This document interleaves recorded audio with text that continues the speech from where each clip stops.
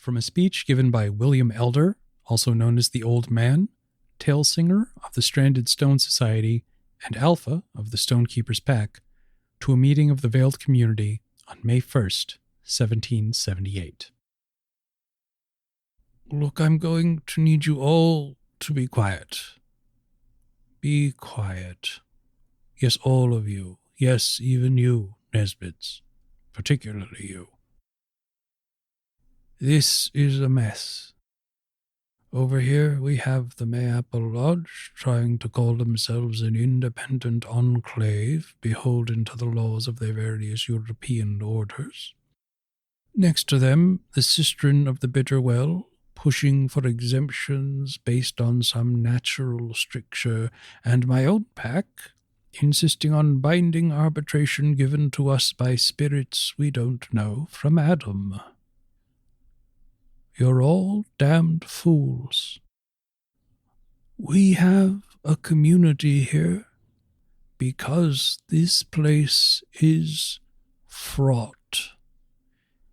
Without community, if we turn to infighting and inter-fighting and outer-fighting, not only will we end up on the gallows, but this whole place will probably collapse into the pits of hell, because it's really falling apart. So if you want to keep scrapping and scrambling to climb up over each other for another lick of power and control, go ahead. I can disappear into the woods any time I like, and leave you all to the fate you insist on bringing about. Or you can all shut the hell up, take a look around, and realize that we have a foundation upon which to build.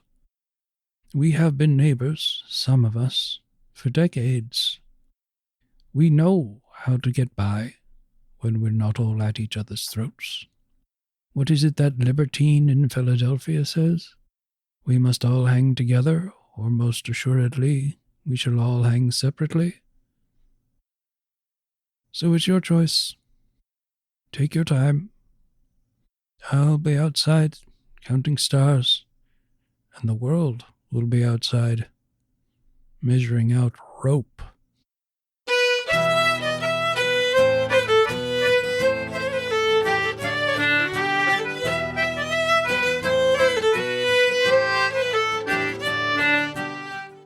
In the decades and centuries since its great tragedy, the city of Salem, Massachusetts has become a sanctuary for the strange, the unusual, and yes, the supernatural.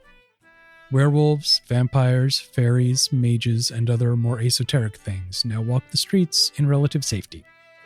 And when the mortal population gets too curious, they do what any community would do. They form a committee. Welcome to The Chimera, a role-playing adventure podcast.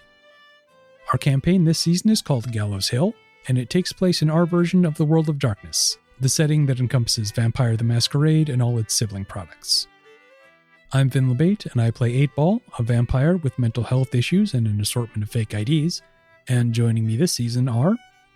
I'm Braden Lamb, and I play Mew, a mummy cat who's into urban planning and sacred geometry. I'm Jeffrey Bard, and I play Jack Foxglove, a werewolf shaman who coaches the Salem High School football team, the Salem High Witches. I'm Ethan Bremner, and I play Mother McCree, an immortal Irish witch and American Civil War veteran. I'm Kacey Smith, and I play Truly Reynard, an animalistic fairy running from her past, sometimes literally. And I'm Kelly Weissman Asbruce Jackson, the storyteller. Before we get into it, I just wanted to thank all of you for joining us this season. I know a lot of the world is in flux right now, but it's heartening that there are ways we can still reach each other. I hope all of you are doing well and staying safe out there. Also, quick note, this episode contains an offhand joke about genitals that has some implications about gender essentialism, so I'd just like to say, on behalf of all of us, trans rights are human rights, no question. If you have the means, take a moment right now to find a trans charity that you trust or a trans person that you follow, and kick them a couple of bucks. Now, let's get started. All right, so we begin in earnest. Gallows Hill, set in the scenic city of Salem, Massachusetts. Tonight's story begins on the evening of Candlemas, so early February. Candlemas is one of the 3 nights per year when a conclave, a general meeting of all the veiled citizens of Salem, that is, all of the supernatural denizens of Greater Salem, are called to a meeting to do the work of governance for the city. Recently completed is All Hallows Hall, the, well, sort of modernist concrete castle set on a man-made island out in the water between Salem and Marblehead. To the mortal population, this is a boondoggle created by a very eccentric foreign billionaire.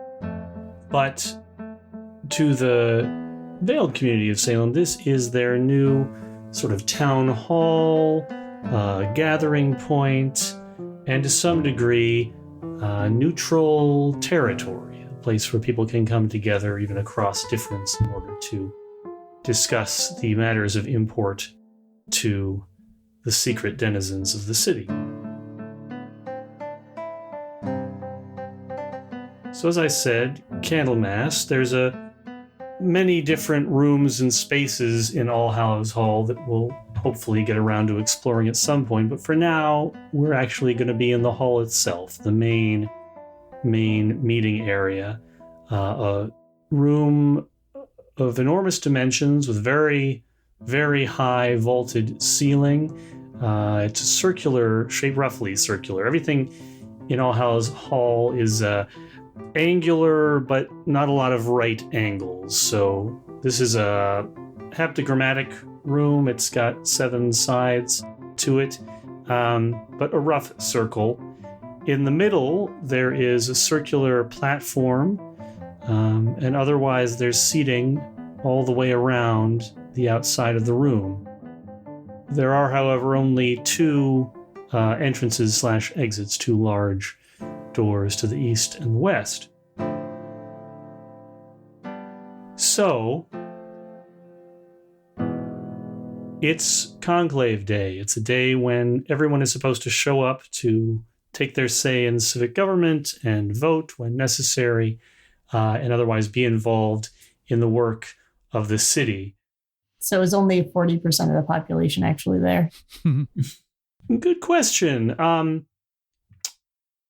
I would say that there are people who are at the margins of this, of the distinction of citizen, especially the people who are essentially mortals that happen to have knowledge of the arcane for one reason or another, cultists especially, and their attendance probably is allowed to be fairly slack.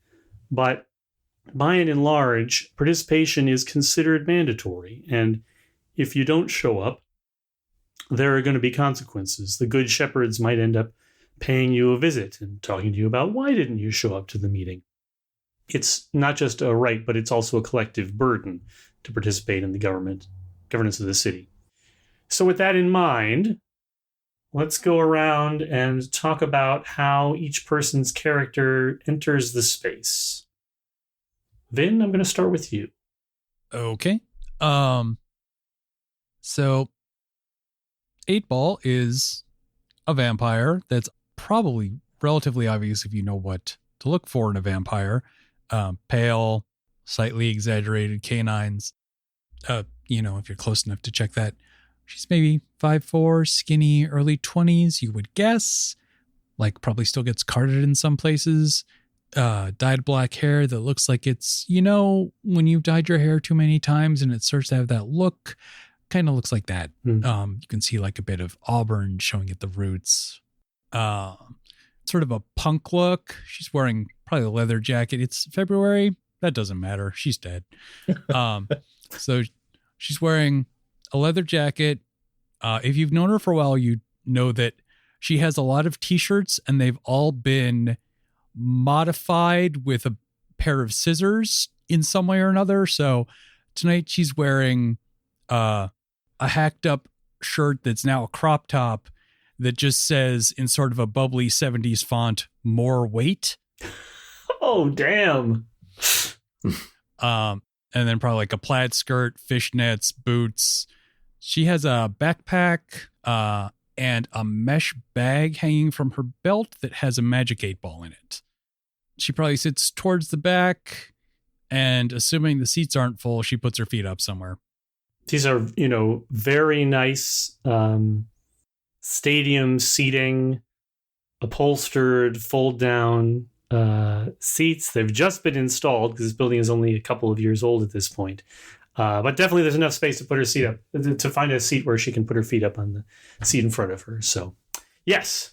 Okay. Jeff. Yes. Talk to me about your character entering the space. Okay. So, having not fully defined the pack, but we can kind of hand wave that, I suppose, a little bit. Yeah, that's fine. Coach walks in. He's got effectively a retinue of folks and hangers-on that he's walking in with, all of which are known to be his pack. He's the alpha of his pack, and there's probably about 15 or so of them. Some of them are true werewolves and some of them are not, but they all take part in these sorts of events together. Coach makes sure that everybody is cleaned, washed up, is wearing not exactly their Sunday best, but clothes that present a specific sort of look. And that look is one of like a modest toughness. So Coach is wearing basically a really nice pair of jeans. He's got a white button up on top of that. He's wearing not a hoodie, like not a cardigan, not a hoodie, but like a cross between the two of them. It's like a nice sweater that buttons. The only exception to sort of that look is that Coach is wearing a cap that says Salem Witches on it. But none of the other fellows who are in his pack kind of sport that kind of look. He comes in, looks around, kind of seems to take sort of a gauge on who is here and where everybody is. The pack all does sort of the same thing. They're all kind of looking around, sizing people up. Some people see them, some people don't. But once they take that moment, they all seem to know exactly where to go and where to sit. And so they all head off to that specific spot. They all kind of hang out together before sitting down, but they claim their spot in the room. And that spot is exactly where sort of the power level in which they fall in. It's not competitive with the people who are more powerful than they are, but he certainly is sitting in a place of privilege above everybody else in terms of where they kind of fit. And that's Coach. Oh, also, everybody is in human form, including the werewolves. The way that they approach it is that all of their forms are sort of their natural form, and whatever form they are in right now is just the form they're supposed to be. So, all right, Ethan, you're next. So I know you said that it is mandatory attendance, but it is kind of the best kept secret that Mother McCree has not been attending these meetings in the past. That the Sistren show up and kind of hand wave any requests as to where she is, as she is the senior member of their coven. That is why it is unique that this time she does appear at the meeting. It's already been noticed that she's been seen around town a lot more of late, wandering the streets. So the sistren all arrive in different times, but Mother McCree enters is the last of the sistren to enter, maybe even the last person to enter the meeting.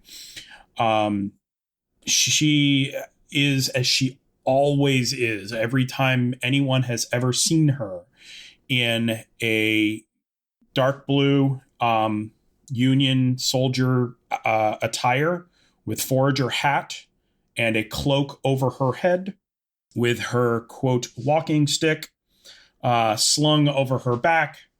Her walking stick is undeniably a Civil War era sniper rifle. She's stocky, but she has a kind of non-distinct age. To see her, you might guess she's maybe in her 40s, but you could look at her and maybe guess that she might even be in her 80s. You just couldn't make that distinction. She has a ponytail that's kind of ratty and big, slung over her shoulder, which contains both red and gray hair. She has kind of a stern look on her face. She arrives. She nods at some of the other members of the coven, who also seem surprised to see her there. Mm-hmm. And then she'll sit next to 8-Ball and just kind of scowl at her feet up on the chair. 8-Ball looks like, when Mother McCree comes over, like her eyes go wide for a second. Like she does not expect this type of company. But she definitely does not take her feet down in any way. Okay. All right. And up next is Braden.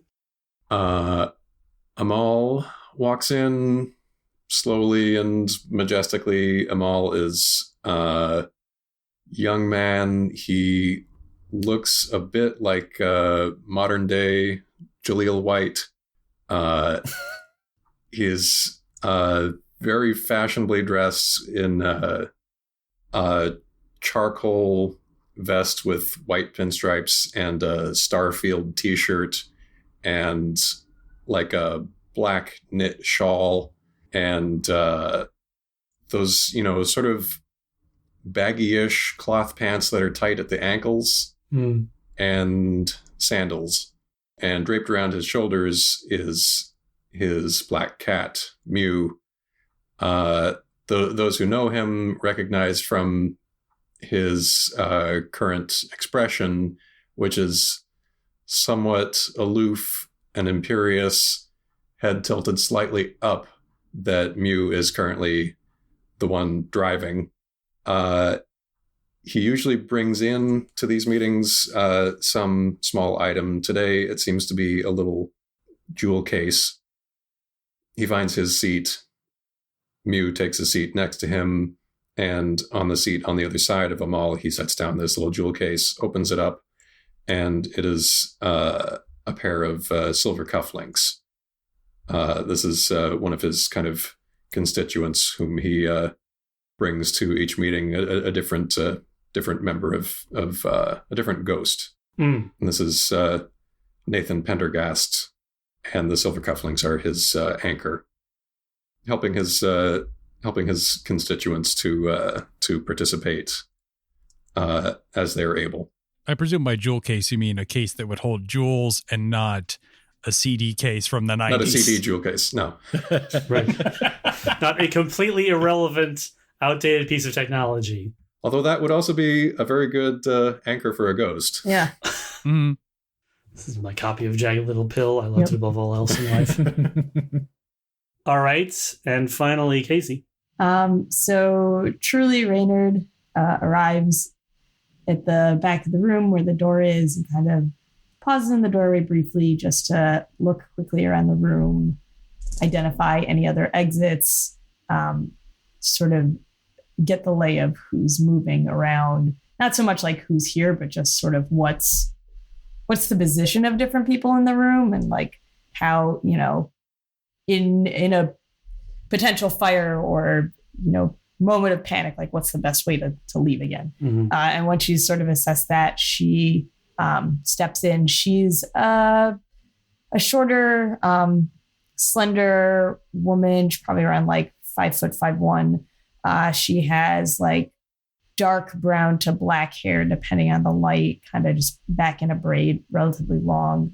She's dressed warm for the weather. So she's got, sort of a puffy coat and a scarf and earmuffs. And jeans are kind of peeking out from under the, actually it's leggings that are peeking out from under the coat.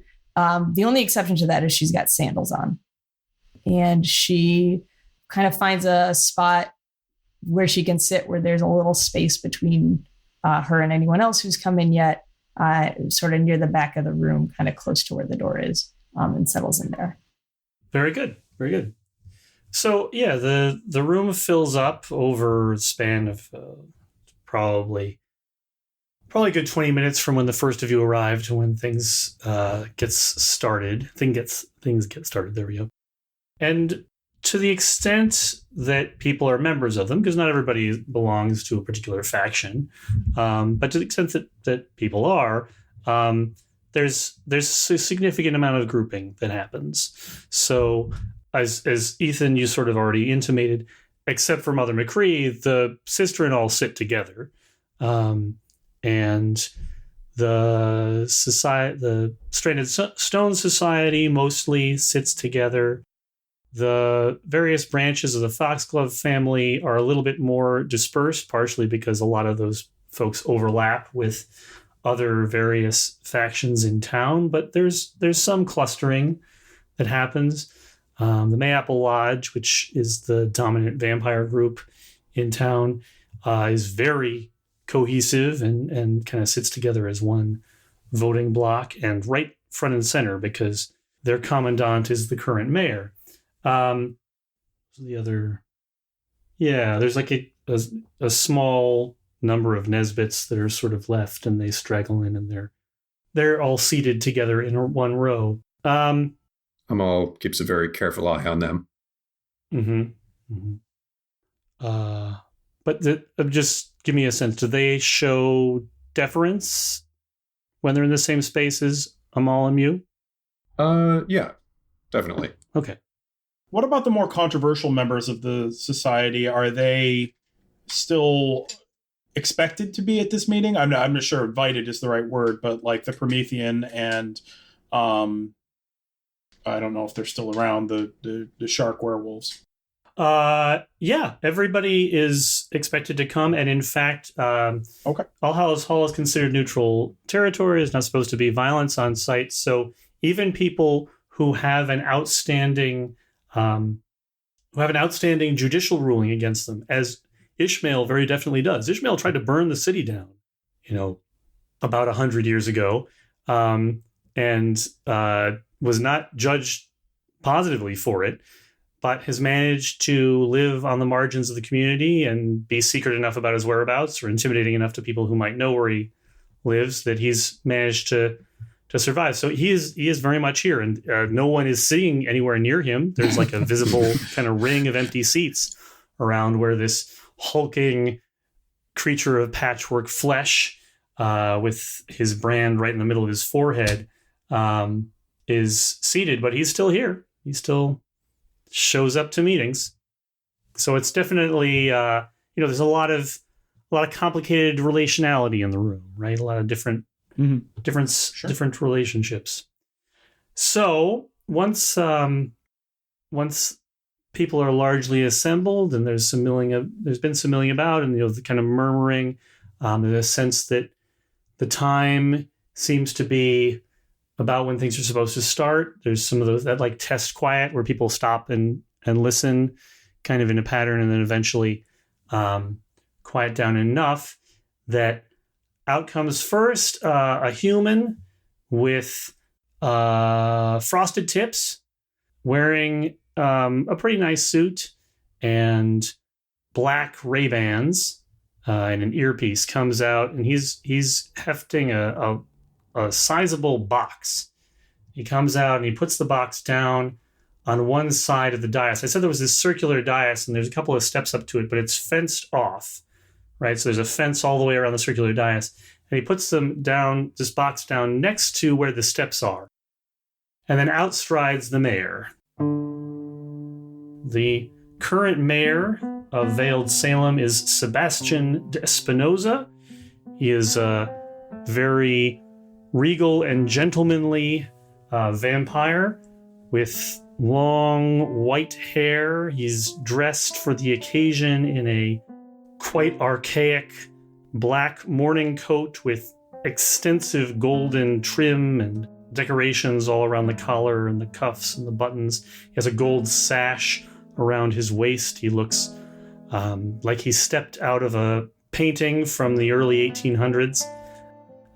He steps up to the box, doesn't take the stairs, and steps onto the box and gestures for quiet, putting his arms out in front of him, and then begins to deliver his opening remarks. And I'm not going to give them to you in full because it's more than we have time for now, but just talking about the state of the city and the importance of maintaining unity together in these uncertain times. Alludes a little bit to the fact that his term is coming to an end in less than a year, and appreciative of the office to which he's been elected. It's fairly boilerplate stuff. There's not really a lot of news. He talks a little bit about the city coffers. It's kind of a general civic update. It's pretty boring, to be honest. It's not high action stuff. But near the end of his remarks, he does mention that there have been a number of incidents recently that threaten the masquerade. The masquerade, of course, being the term for maintaining the premise to mortals that there aren't a bunch of monsters living among them. There have been some troubling incidents recently that have endangered the masquerade. I call on all citizens to be mindful of your actions. What affects one of us affects all of us. To be supportive of one another in helping us to hold to the conventions of the masquerade. And so tonight I am inaugurating a new committee, a new civic committee.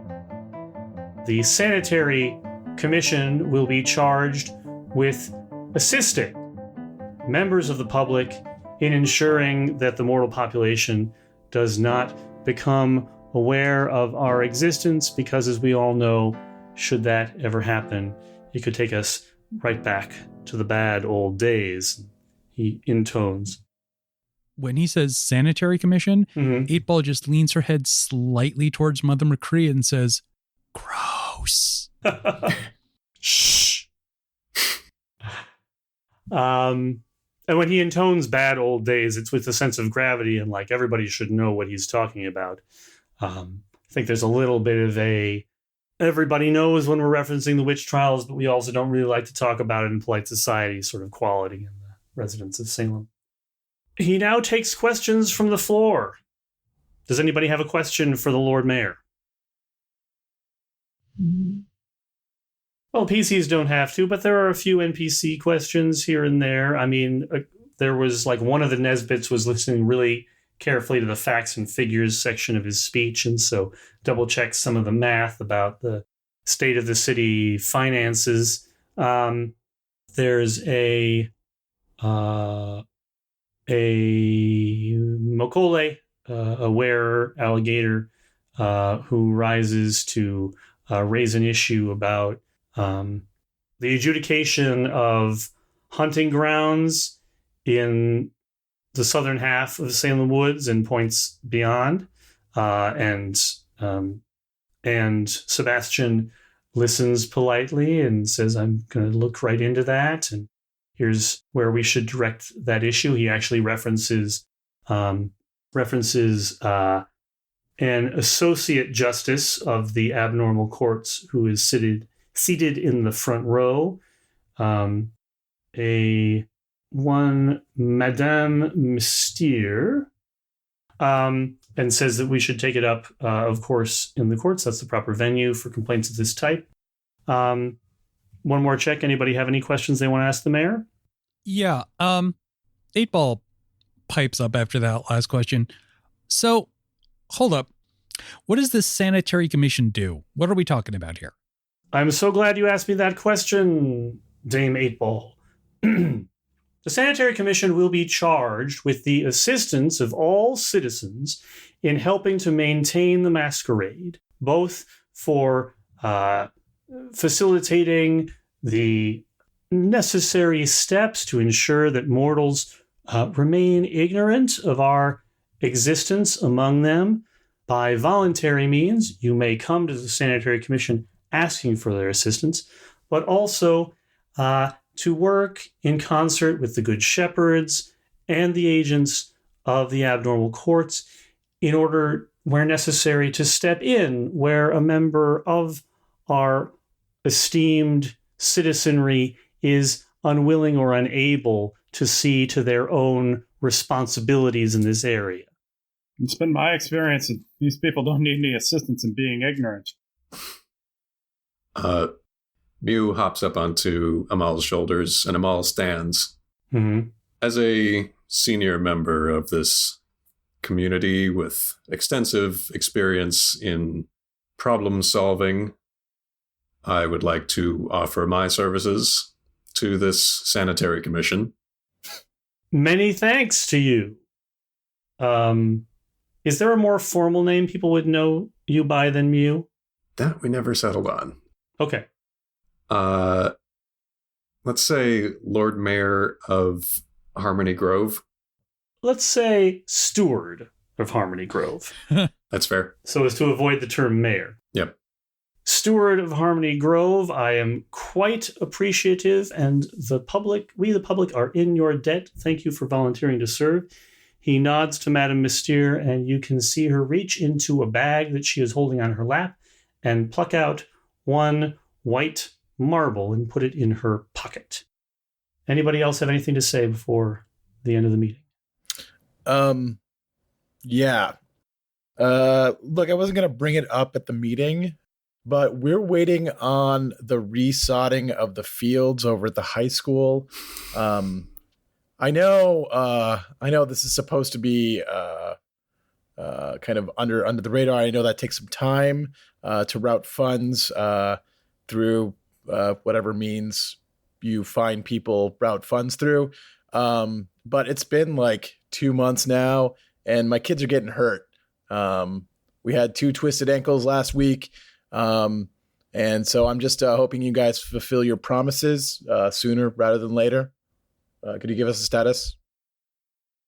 Senor Foxglove, when you say your kids, you mean mortal children? Yeah. Am I to understand that you believe it is the responsibility of this body, he gestures around itself, to ensure the health and well-being of, mortal children? Well, look, you're the one who brought up the masquerade, right? I mean, this is how we keep this stuff quiet, right? We keep people happy. We keep them from asking questions. And, we take care of the high school. We agreed on this. Don't go backing out on that agreement now.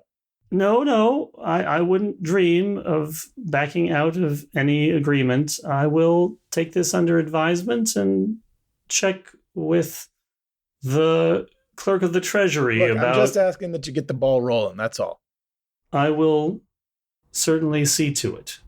Thank you for highlighting this important issue, Senor Foxglove. Appreciate it, sir. Coach sits down. All right.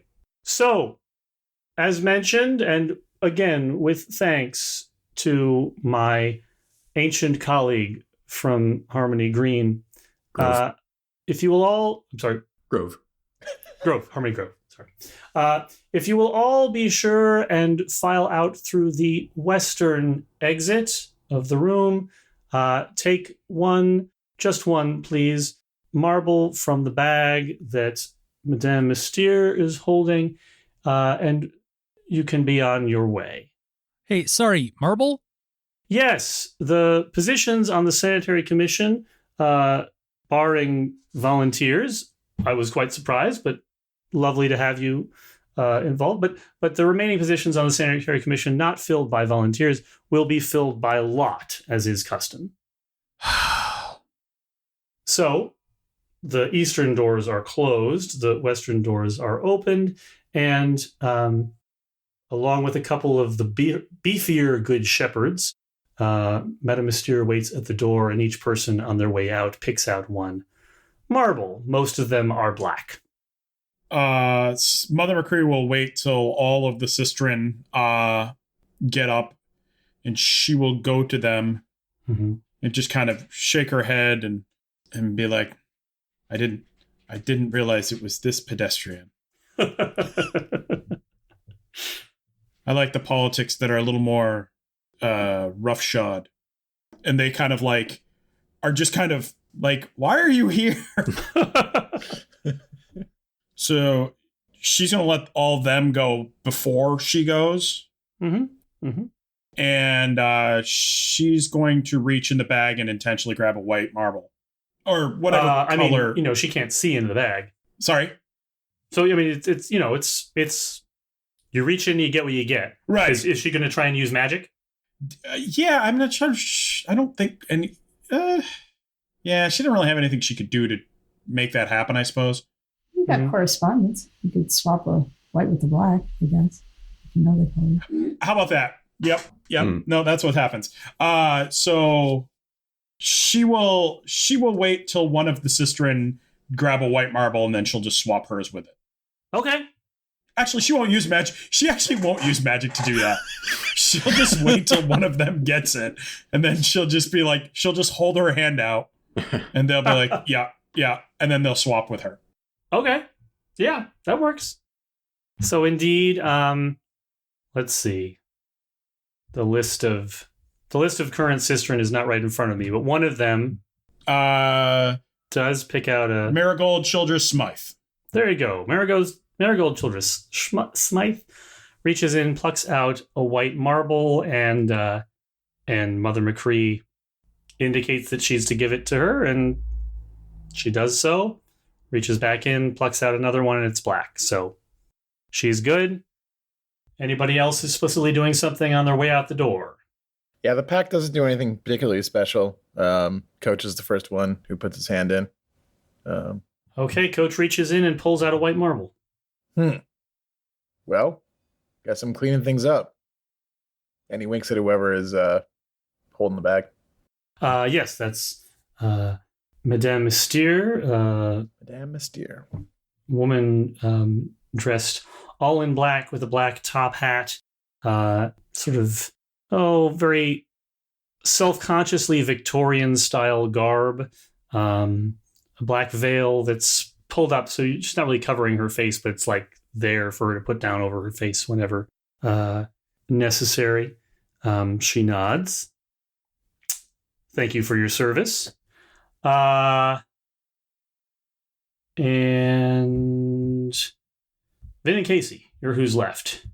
Are we all who's left? If you're explicitly sort of hanging back, no, you probably, most of the people have filtered out at this point. I think the last of the sort of factional groups to move out as a block would be the Mayapple Lodge. They show up early and they leave late because their commandant is in charge. Yeah, I definitely wait till most of the lodge is out at least. Okay. But unless, like, explicitly trying to cheat. Yeah, no. On the way out, you will be expected to pull something from the bag. Yeah. Yeah, when most of the crowd is gone and it's just lingerers who look like they're going to be here for a while and be a pain in the ass, 8-Ball will go up. What do I know about Madame Mystere? Madame Mystere is not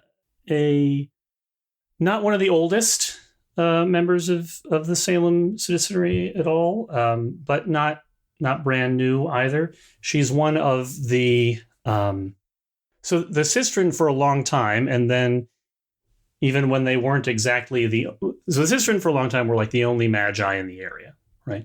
And then they weren't exactly, but there were just two different factions calling themselves the Sistren of the Bitter Well, and that was still pretty much the only magi in the area. And it wasn't really until about 150 years ago or so you started seeing more different mages of one sort or another showing up in the Salem area, not associated with the Cistern at all. And then only in the last 75 years did you start seeing these folks that were self-consciously aligned with the witchcraft idea. Obviously, most of them just mortals, some of them for professional or entertainment reasons, describing themselves as witches, some of them for legitimate religious identity reasons, describing themselves as witches. But one or two of the people who filtered in that time actually had real power and still aligned themselves with something witchcraft-ish or witchcraft adjacent. And Madame Mystere is one of the earliest of those.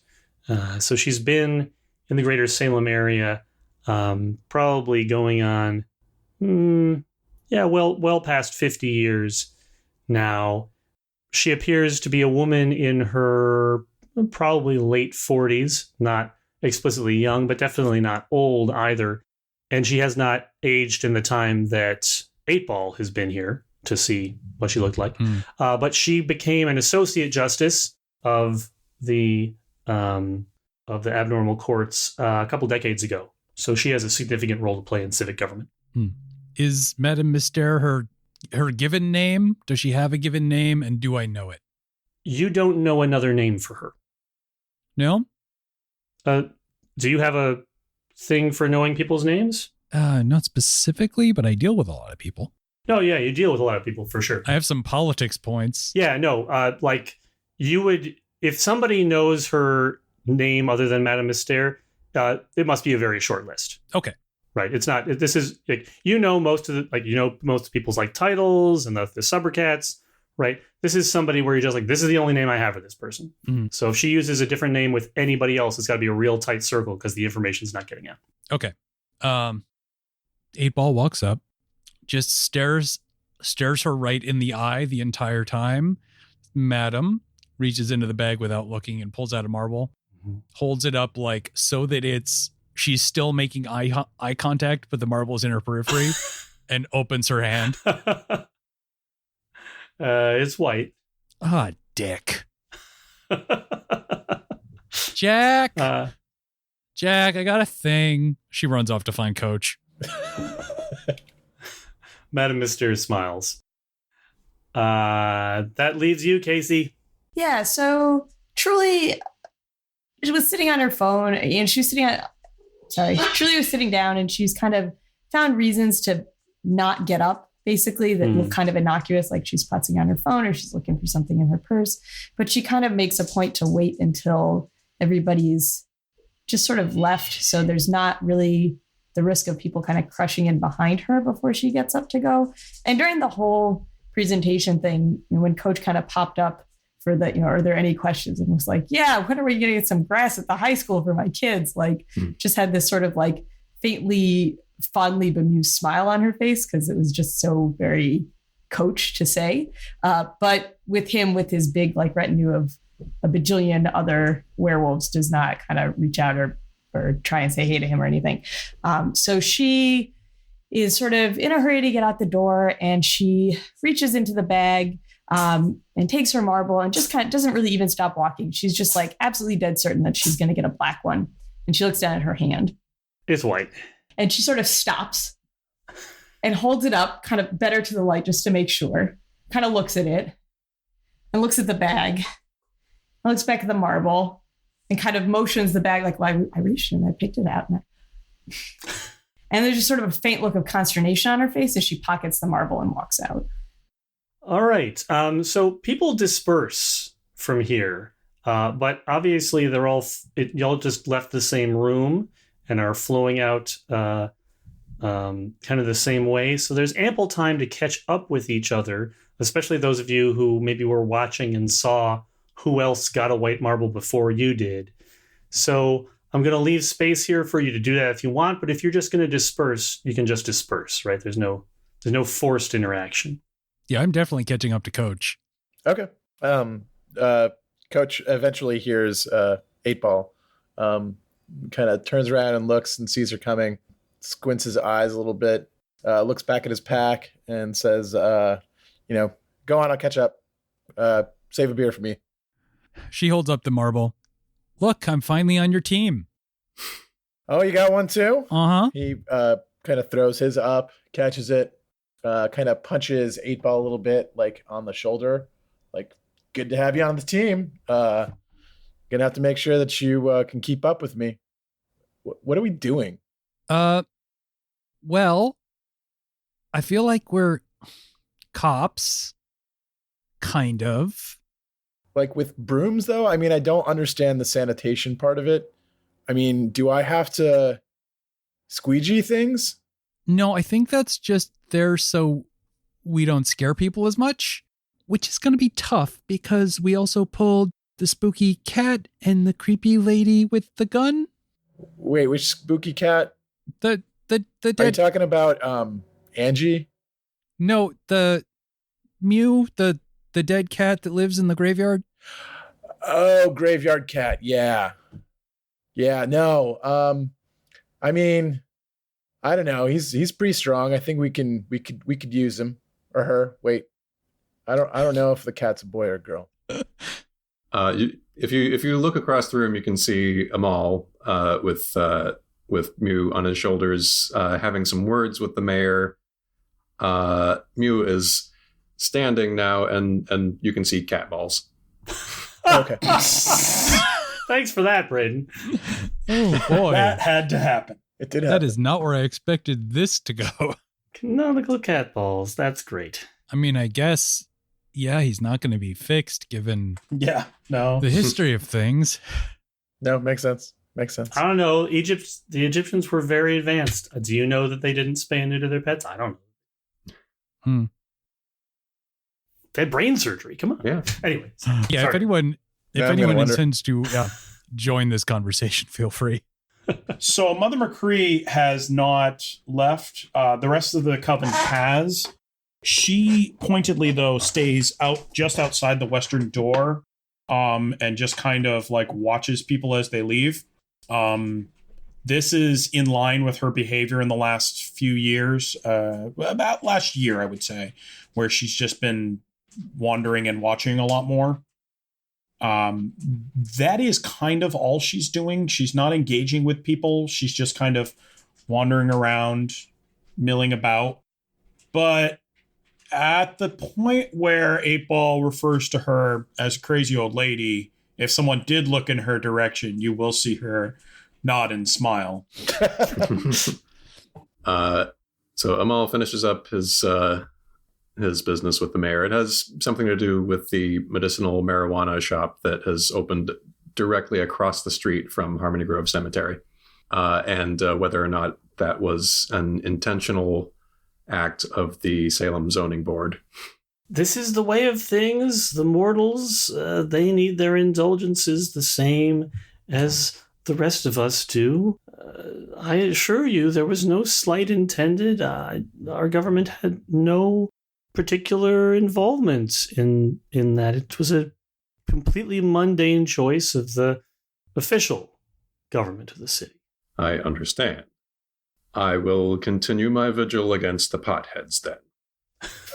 And wanders over to the other chosen sanitary engineers.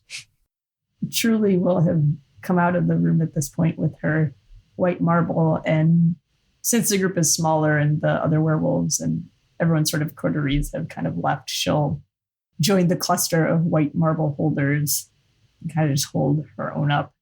8-Ball, when she sees it, just like, oh, thank God, and just like gives her a hug. Oh boy, this is going to be weird. Maybe. Oh boy. Well then, hope you'll all take this foray into public service seriously with the appropriate gravitas and sense of responsibility. Gravitas is my middle name. I'm not sure I know all of you. You I know, he says to Coach. That issue with the field, that wouldn't have anything to do with that sludge spirit that was recently killed on the grounds of the high school. Are you cleaning up your own mess? It's Mew. You know me. I always clean up my own messes. I clean up some of yours, too. So don't give me none of that. But yeah, that slug had something to do with it. Did something to the grass, and now it just won't grow. So we just need to pull it all up and replace it. And it's, it's not good for the kids. It's one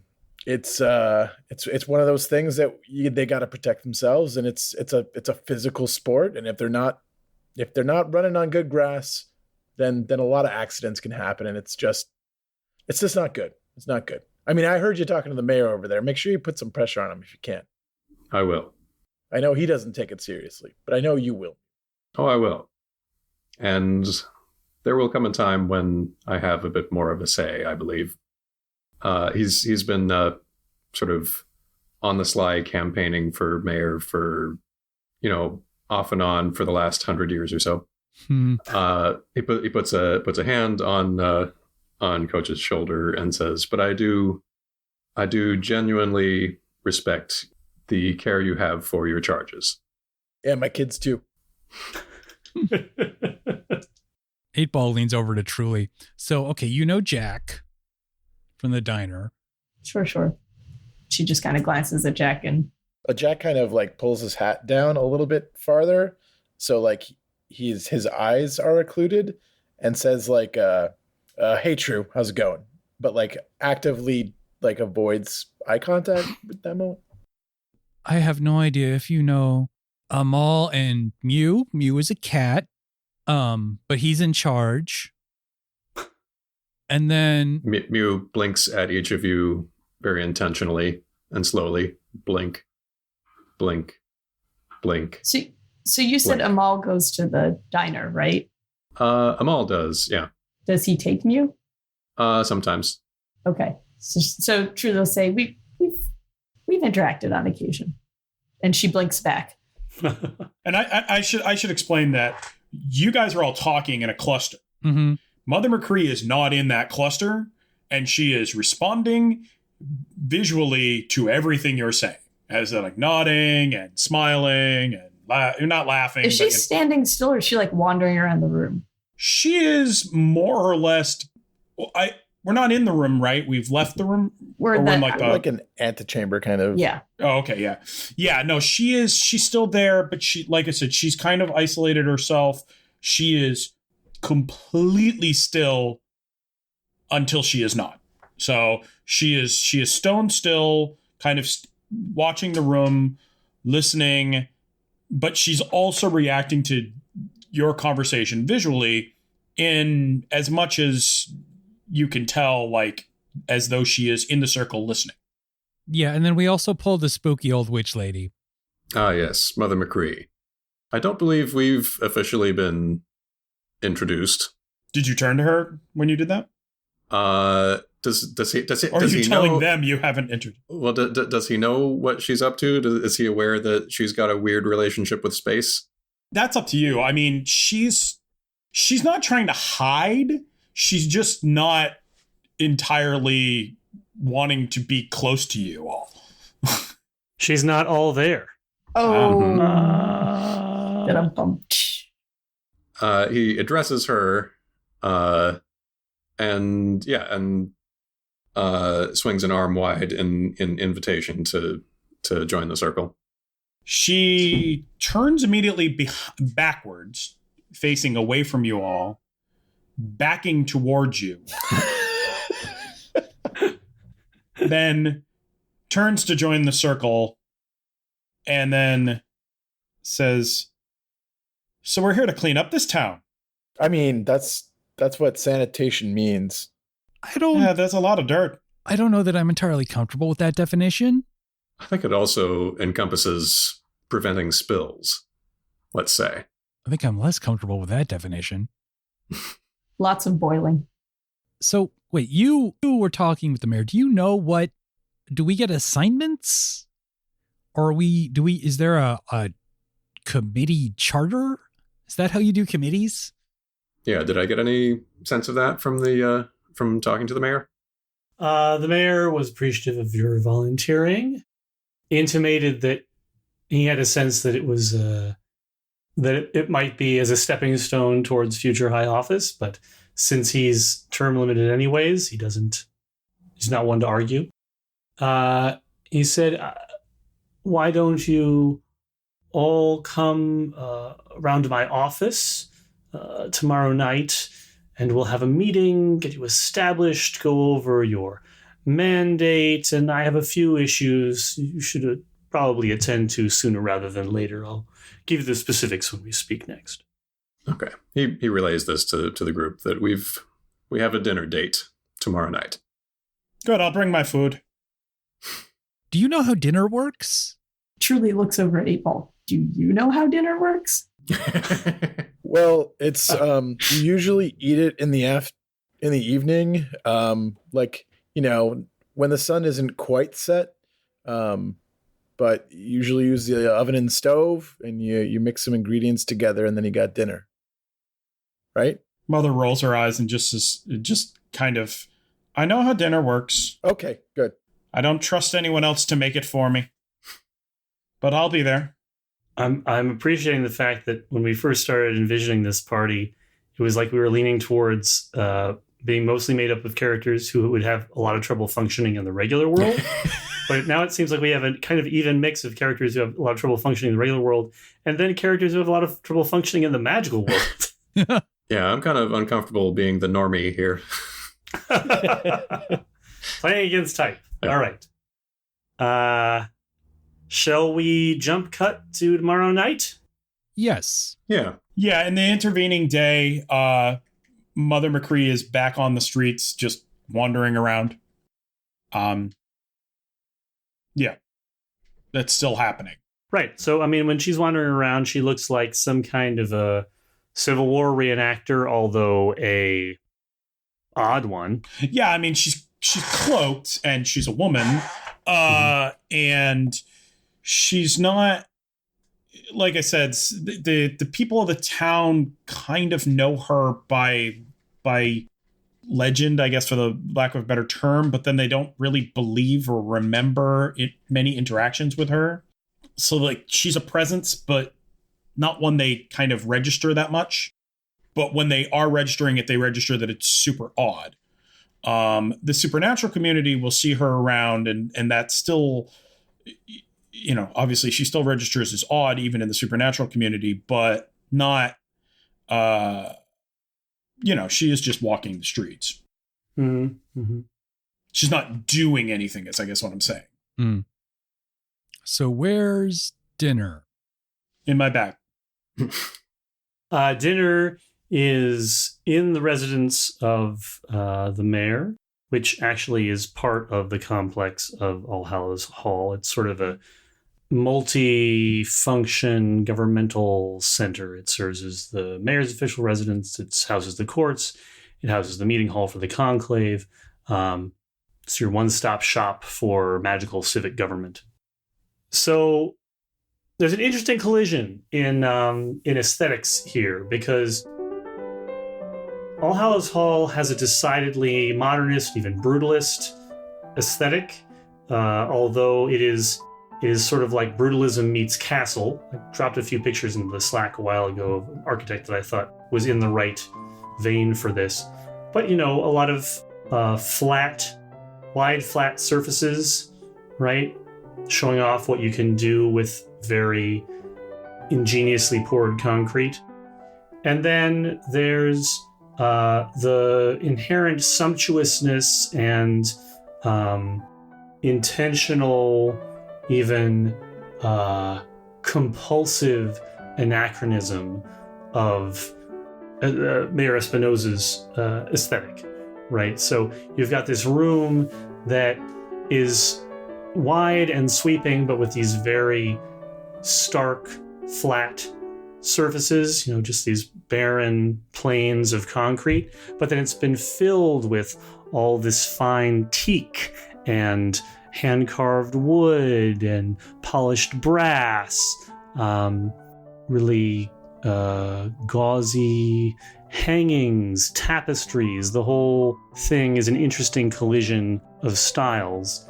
There's a long table set up.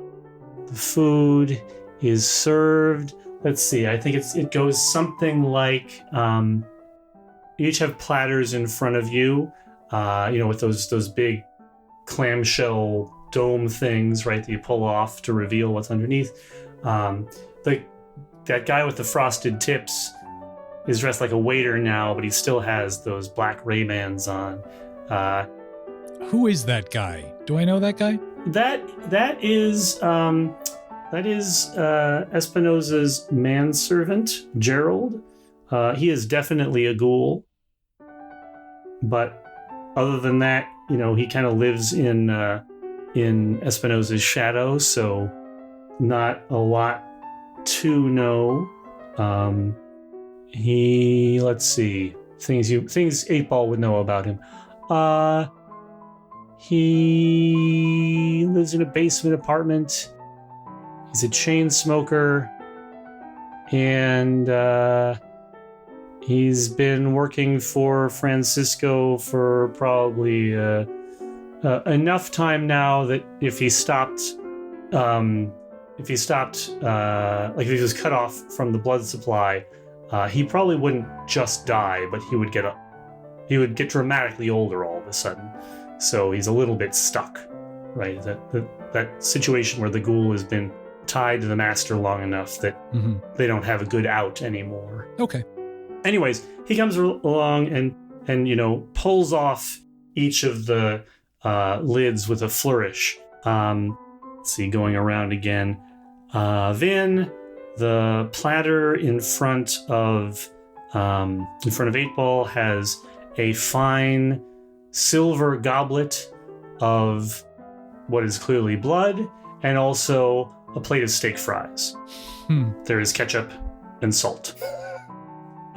Jeff, in front of Coach, there is a very, very rare steak and glazed carrots. Okay. Ethan, in front of Mother McCree, pot roast. Yeah, she takes it, she looks at it, she goes, she dumps it out onto the table. So, like, if there's like a place where it would make sense for her to do that, she would do that. But somewhere, she kind of shakes it off, lays it back down, reaches into her sack, pulls out a stack of hardtack, and just kind of nibbles at it. Braden, there were actually two platters, because Amal is here, right? Mm-hmm. There are actually two platters in front of his... I guess there'll be like a special, not a high chair, but like a high chair, like a chair that's clearly designed for a creature that is small and needs to sit at this roughly the same level as everybody else at the table. It's like a platform with a nice cushion on it. Yeah, like a nice red velvet cushion. So Amal's platter is lifted up. It's basically like a vegetarian Mediterranean platter. There's pita bread and baba ganoush and hummus and probably some tabbouleh, a couple other things. And when the dome is lifted from this like beautiful crystalline little couplet thing with a fancy feast in it. It is the fanciest of feasts. Ding, ding, ding, ding, ding. Yeah. Ding, ding, ding, ding, ding, ding. And Kacey, in front of yours, I'm gonna say fillet of sole with a kale salad. Okay. Francisco, of course, is also drinking out of a fine silver goblet, fancier silver goblet, one might note, than the one that 8-Ball got. 8-Ball's is very nice, but it's very clear and unambiguous that Francisco's silver goblet is the fancier of the two goblets. So he, expansively talks about the importance of this position. He references something in the town constitution about the authority of the mayor to convene committees in the interest of the public welfare and to arrange for their appointment either by volunteer or by lot. Thank you to both of those of you who volunteered and those of you who are here by virtue of having pulled the white marble. and how this is an important purpose, because right now we cannot afford for the mortals to get wise to our existence. That way only leads to trouble. Oh, I wouldn't worry about them getting wise. Amal stifles a laugh. And talks about that for a while, and encourages you to eat if you're not eating. So, on that note, 2 quick things. Mm-hmm. One is that I am definitely giving that blood a long, careful smell to try and figure out what type of being it came from. Yeah. Why don't you make smelling is like wits plus something? Yeah. Is that just perception roll? Well, remember, there's no perception anymore. Yes, that we just wits composure is, I think, the station. I think wits composure is right. Yeah. I think that's the default perception roll. Yeah. Reroll 10s? Yes, reroll 10s. Just one. Really, I'm just trying to make sure it's not from a vampire. Yes, and it's definitely not, because that would smell. So animal blood would smell weak, but also gamey. Mm-hmm. And blood from Tiede, blood from a vampire, would smell very strong and almost like the whiff of alcohol. Mm-hmm. But this is in the middle. This appears to be human blood. Okay, so 8-Ball takes a sip of that, picks up a steak fry, moves it towards the ketchup, pauses, moves it slightly towards the blood, pauses for a much longer second, like she's stuck, reaches down and pulls up the magic 8-Ball from her belt, turns it over, and dips it in the blood. And the fry? Yeah. The fry. Not the 8-Ball. No. Not the... Vin, are you really using an 8-Ball there? Yep. Nice. That was most likely. As Amal and Mew sit down to eat, Amal kind of sighs a little bit, and closes his eyes, and his eyes open. He has a little bit different demeanor to him. He seems a little more reserved and meek, and even nervous, but tucks into his food and Mew into his food. 8-Ball gives him a little wave when he comes around like that. He smiles and waves a little bit. I should clarify. I thought about this. She didn't dump the food out. She just literally just pushed the plate away and then pulled out the hardtack. So it's still on the table, but she's not going to touch it. She's eating the hardtack. She's also got a tin cup that looks like it is a period tin cup from the Civil War era. It has been beaten just to all to hell. She pulls looks like a water skin out of it and pours what is very clearly the darkest, most like almost rancid and certainly strong coffee you have ever smelt into it, and proceeds to consume that. 8-Ball leans towards Truly. This is gonna be a trip. Truly just sort of smiles around the kale that she's chewing on and kind of like lifts her brows in silent agreement with 8-Ball's comment.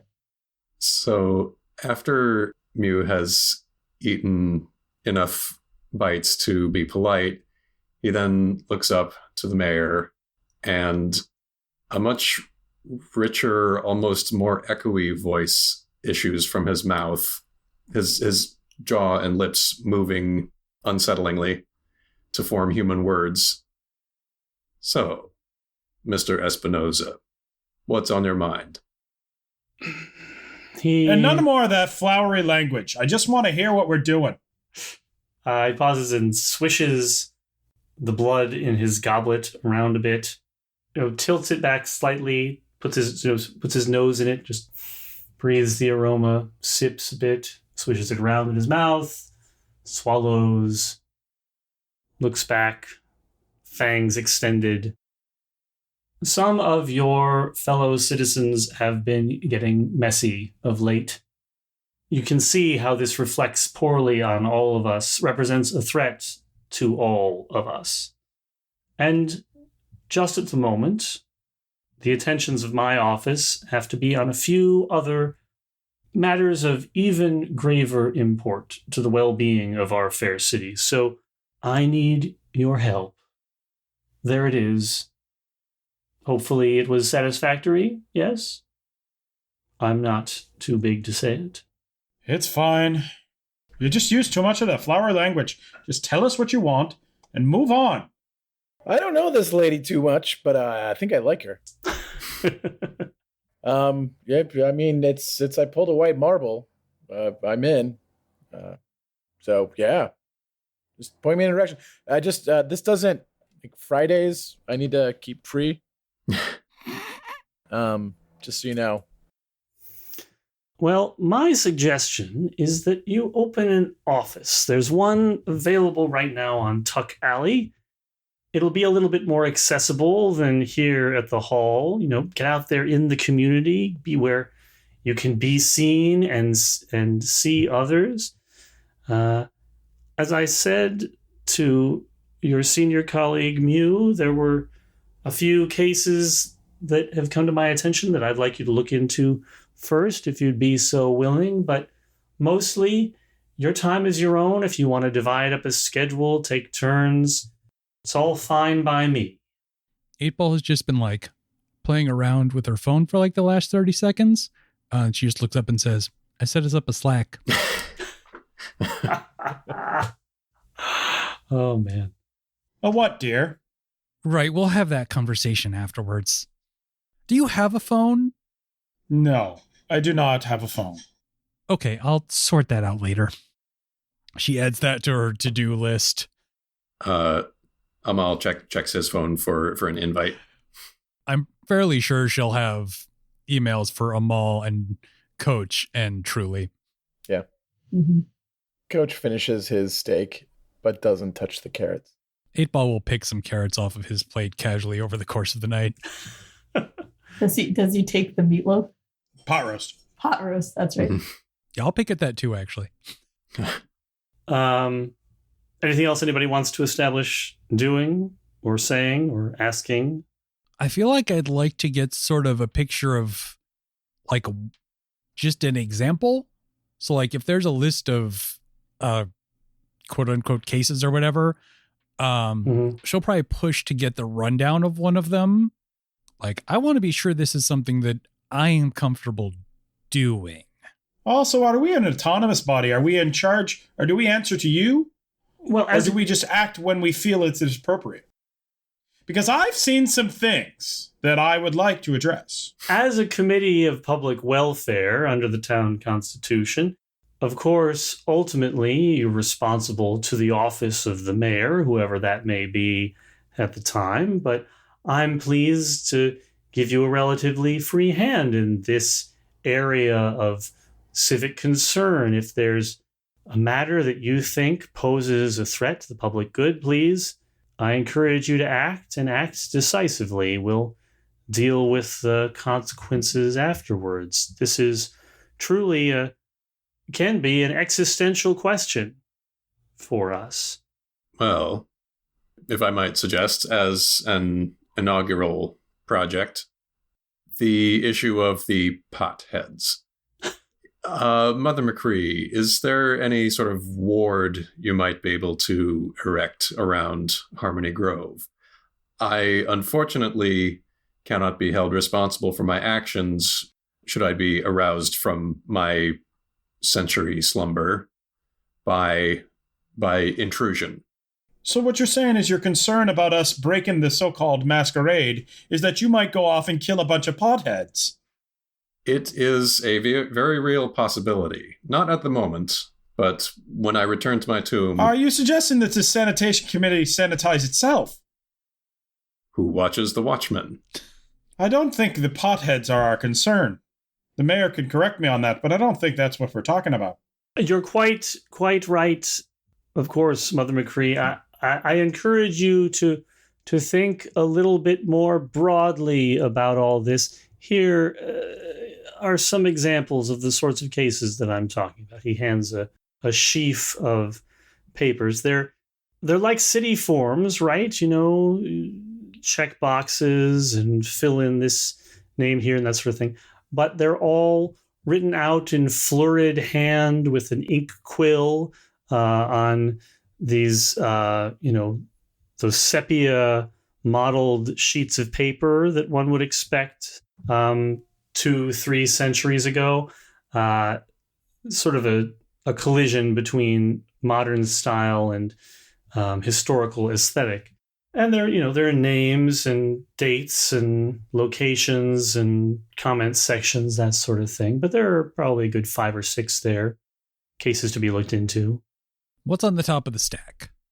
What's on the top of the stack? What's on the top of the stack is there was a looks like a middle-aged father of 2 who was found, what's the word here? Gutted in South Salem 2 weeks ago.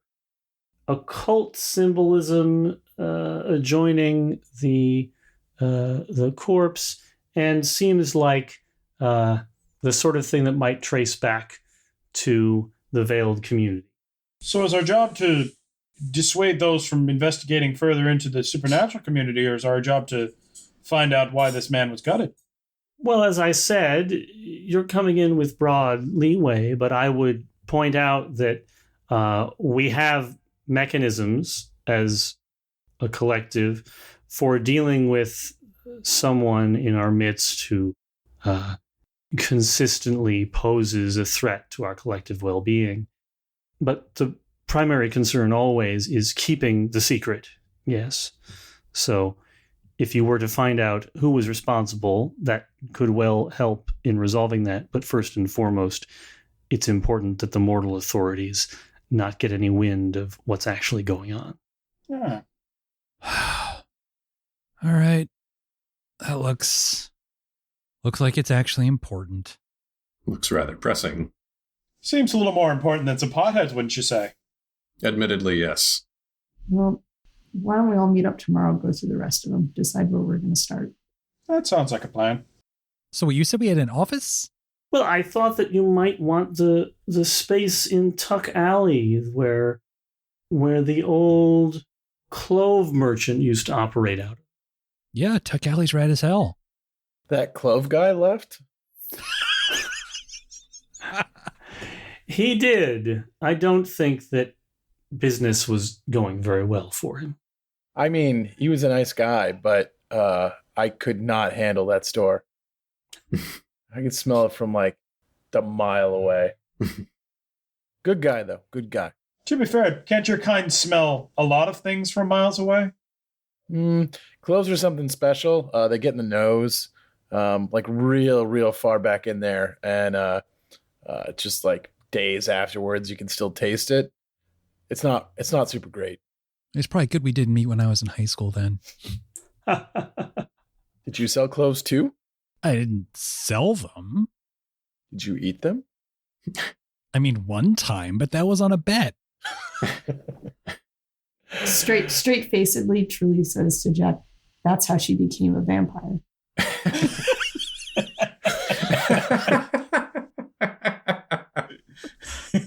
As the Sanitation Commission finishes their meal with the mayor, let's pull back the camera and peek in at a few other characters who may be of significance to our story. At her magic shop in Salem's downtown, not far from the Athenaeum, Madame Mystere flicks a hidden clasp on one of the display cases and opens the door to the secret room she never reveals to tourists. From her satchel, she produces the little bag of marbles used to draw assignments for the mayor's commission. She tests it with a few draws. First a black, then a white, then another white, then a final black.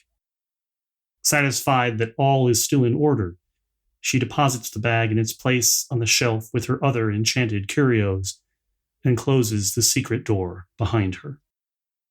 In a stately row house in Salem, the seat of the Foxglove family for nearly 200 years, Fenton Foxglove sits in his study, reading a book on the life of Sulla of Rome. As he reads, he only worries more about his family, about Salem, about everything. Above his head, over the fireplace, the family crest hangs, a shield set with 2 sprigs of foxglove surrounding the eye of Providence. Beneath the shield, the family motto is written in both the pictograms of the first tongue of the Aratha and the hieroglyphs of the second city. It reads, "We bear good medicine."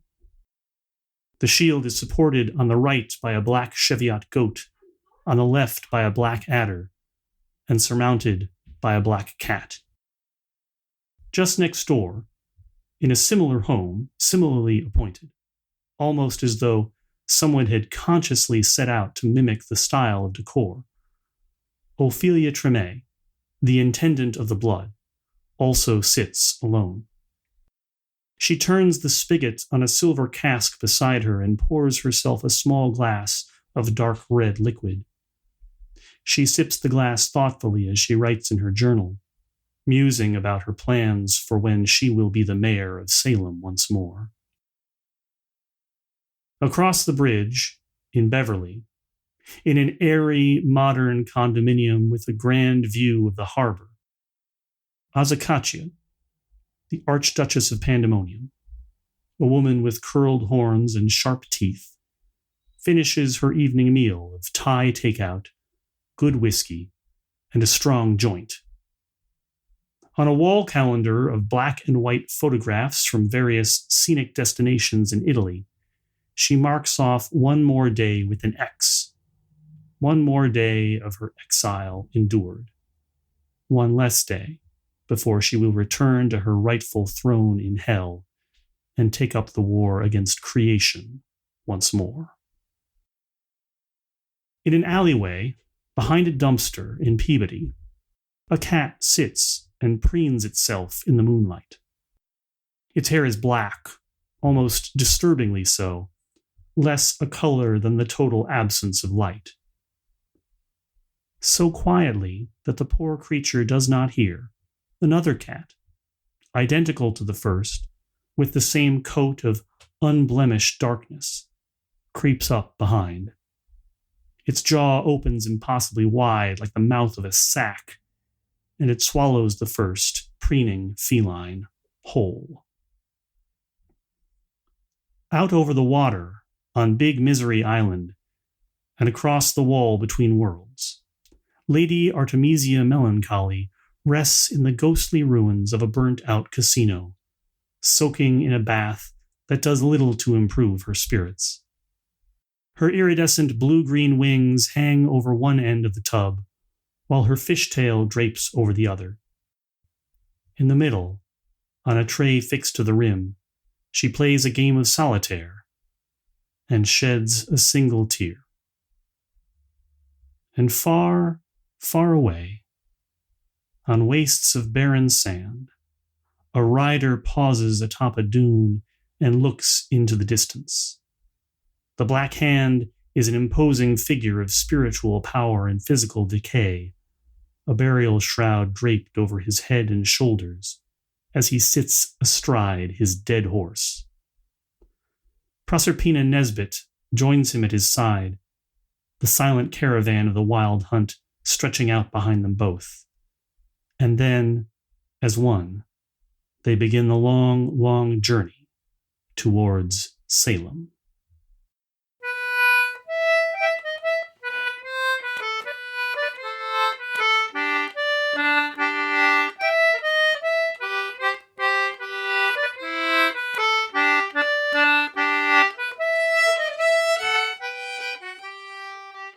That's it this week for The Chimera. Our theme music this season is Down Among the Dead Men, performed by Adrienne Howard, Emily Peterson, and Dirk I. Tiede. For information on other music used in this episode, check the show notes. You can support The Chimera by going to patreon.com/chimerapod. Patrons at any amount get access to behind-the-scenes setting and system info, art polls, and exclusive side games and one-shots. You can also find us online at thechimera.space or on Twitter and Facebook at ChimeraPod. We'll be back in 2 weeks with a new episode, so until then, thanks for listening.